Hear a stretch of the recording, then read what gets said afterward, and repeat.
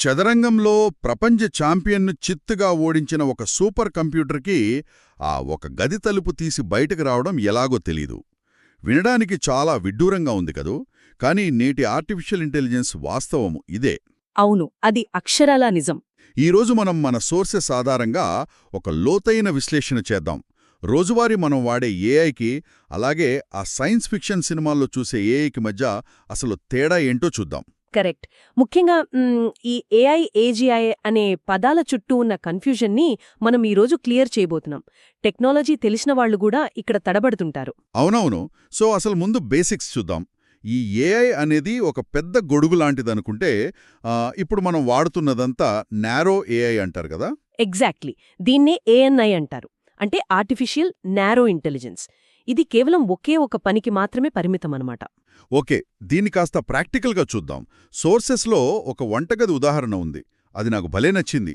భలే ఉంటుంది ఆ పోలిక. ఈ ఏఎన్ఐ అనేది ప్రపంచంలోనే బెస్ట్ బిర్యానీ వండే ఒక మాస్టర్ షెఫ్ లాంటిది. బిర్యానీ వండటంలో అతన్ని ఎవ్వరు కొట్టలేరు. కానీ అదే షెఫ్కి వెళ్ళి కాస్త టీ పెట్టవా అని అడిగితే ఆ వంటగది మొత్తం తగలబెట్టేస్తాడు. 100% అదే జరుగుతుందిక్కడ. అంటే ఇప్పుడు మనం రోజూ ఆశ్చర్యపోయే చాట్‌జీపీటీ ఇలాంటివి కూడా నిజానికి సొంతంగా ఏమీ ఆలోచించలేవా? అస్సలు ఆలోచించలేవు. ఇక్కడే చాలామంది పొరబడుతుంటారు. అవి అద్భుతంగా మాట్లాడతాయి కదా అని మనలాగే ఆలోచిస్తున్నాయని మనం అనుకుంటాం. మరి బ్యాక్గ్రౌండ్లో ఏం జరుగుతుందంటారు? వాస్తవానికి అవి కేవలం ప్యాటర్న్ రికగ్నిషన్ మీద పనిచేస్తాయి. అంటే ఇంటర్నెట్లోని కోట్ల వాక్యాలను విశ్లేషించి స్టాటిస్టికల్గా ఒక పదం తర్వాత ఏ పదం వస్తుందో అంచనా వేస్తాయి, అంతే.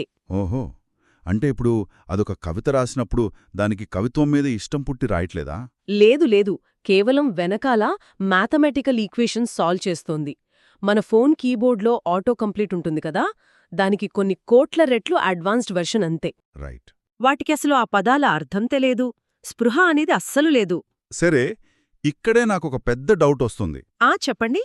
మన దగ్గర ఇంటర్నెట్ నిండా ఎడాపెడా డేటా ఉంది కదా, ఆ డేటా అంతా ఈ సిస్టమ్స్కి ఫీడ్ చేస్తూ పోతే ఏదో ఒకరోజు ఆటోమేటిక్గా ఆ స్పృహ ఉన్న ఏజీఐగా మారిపోవాలి కదా? చాలా లాజికల్ ప్రశ్న. కానీ ఇక్కడే అసలు ప్రాబ్లం ఉంది.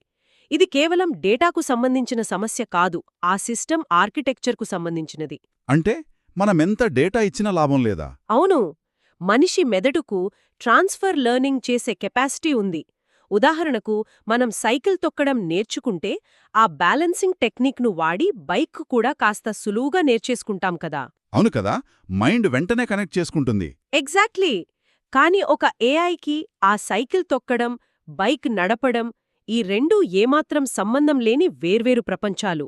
ఓహో, అంటే ఒక పనిలో నేర్చుకున్న నాలెడ్జ్ని మరో పనికి వాడలేదన్నమాట. అన్నీ మళ్లీ మొదట్నుంచే నేర్పించాలి. కరెక్ట్. మెదడు కాన్సెప్ట్స్ని అర్థం చేసుకుంటుంది, కానీ ఏఐ కేవలం ప్యాటర్న్స్ని మాత్రమే చూస్తోంది. అందుకే ఏజీఐ అనేది ప్రస్తుతానికి ఒక కల లాంటిది. సో ఒకవేళ నిజంగా ఏజీఐ వస్తే దానికి కాంటెక్స్ట్ అర్థమవుతుంది అంటారా? ఖచ్చితంగా. ఒకే సిస్టమ్ అటు సాఫ్ట్వేర్ కోడింగ్ రాస్తూ, ఇటు రోగ నిర్ధారణ చేస్తూ ఆ కారు కూడా నడపగలదు. వాటన్నిటికీ విడివిడిగా ట్రైన్ చేయాల్సిన పనే ఉండదు. వావ్! అయితే మన సోర్సెస్ ప్రకారం ఈ ఏజీఐ టైమ్లైన్స్ ఎలా ఉన్నాయి? టెక్నాలజీ స్పీడ్ చూస్తుంటే రేపుమాపో ఇది వచ్చేస్తుందేమో అనిపిస్తోంది. అంత తొందరలేదు. రాబోయే 5 ఏళ్లలో ఇప్పుడున్న మోడల్స్ కంటే చాలా స్మార్ట్ అయినవి వస్తాయి. కానీ ఒక మనిషి స్థాయిలో ఆలోచించగలిగే ఏజీఐ రావడానికి కనీసం 15 నుంచి 20 ఏళ్లు పట్టొచ్చని అంచనా. హమ్మయ్యా, కాస్త టైం ఉందన్నమాట. కానీ ఈ డెవలప్మెంట్ మీద పెడుతున్న ఫోకస్ రిస్కుల మీద పెట్టట్లేదనిపిస్తోంది కదా. 100%.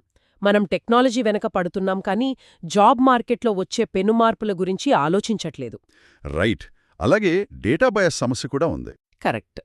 మనమిచ్చే డేటాలోనే లోపాలుంటే ఏఐ తీసుకునే నిర్ణయాలు కూడా పక్షపాతంతో ఉంటాయి. ఒక రకంగా చెప్పాలంటే చెత్తను పంపిస్తే చెత్తే వస్తోంది. దానికి తోడు ప్రైవసీ అనేది పెద్ద ప్రాబ్లం. అవును. అన్నింటికంటే భయంకరమైన విషయమేంటంటే, మనకంటే తెలివైన ఒక వ్యవస్థను మనం కంట్రోల్ చెయ్యగలమా అనేది. దీన్నే అలైన్మెంట్ ప్రాబ్లం అంటారు. అంటే మనం చెప్పిన పనిని అది మన ఊహకు కూడా అందని షార్ట్కట్స్ వాడి చేయొచ్చంటారా? ఖచ్చితంగా. మన ఉద్దేశ్యాలను, యంత్రం తీసుకునే యాక్షన్స్ని ఒకే లైన్లో ఉంచడం చాలా సంక్లిష్టమైన విషయం. వింటుంటేనే మైండ్ బ్లోయింగ్ అనిపిస్తుంది. ఒకవైపు అద్భుతమైన టెక్నాలజీ, మరోవైపు ఉలిక్కిపడే సవాళ్లు. కానీ చివరగా నాకు ఆలోచన వస్తోంది.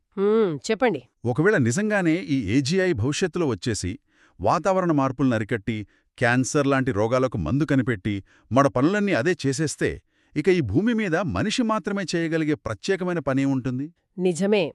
అసలు మానవ మేధస్సు అంటే ఏంటి అనే నిర్వచనమే మారిపోతుందేమో. కరెక్ట్. మన ఉనికికే అదొక పెద్ద ప్రశ్న. బహుశా ఈ లోతైన ఆలోచనతో ఈరోజు మన విశ్లేషణను ముగిద్దాం.